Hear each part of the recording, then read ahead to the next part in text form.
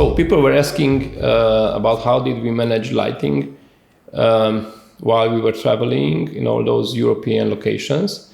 Because we had a very small crew, we used only some rotolights, the small LED lights, and also some really cheap bricks, also LED bricks from Letgo, I think. That was all we had, and we had some flackies and some small reflectors what we used while filming outside.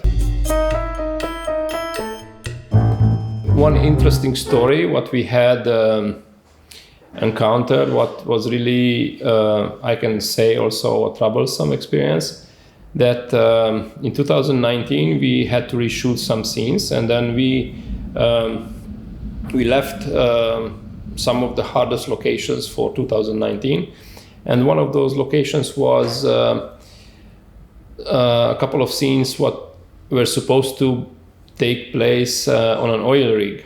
So we were looking for an oil rig in the Black Sea, and we were trying to pull some strings to manage to film on those. And finally we found one. It was an oil rig on shore, what was being serviced at the Black Sea, sorry.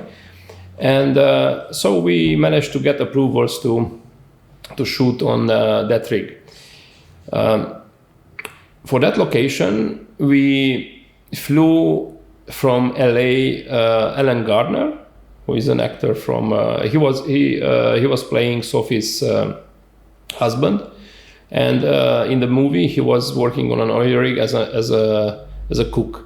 He came a couple of days earlier, but before we were supposed to go to the Black Sea to shoot. Just before he left LA, he became a father. And so when he got to Romania, he was asking us about where is the oil rig what we will be shooting on. And we said it's the Black Sea. And then he looked at the map, and probably he realized that Oradea is like 1,000 kilometers from the Black Sea. And he said, I'm not going to stay 10 hours or 12 hours in a car to drive to the Black Sea. He just saw how people are driving in Romania. And he said, there's no way he will drive to the Black Sea with us. And so there were no flights from Oradea to the Black Sea. And it was our only option. And they said, okay, but we flew you here. We need to shoot with you the oil rig scenes. And he said, it's your problem. You have to find an oil rig in Oradea. What can we do? We were scratching our heads, and then we came out almost a solution.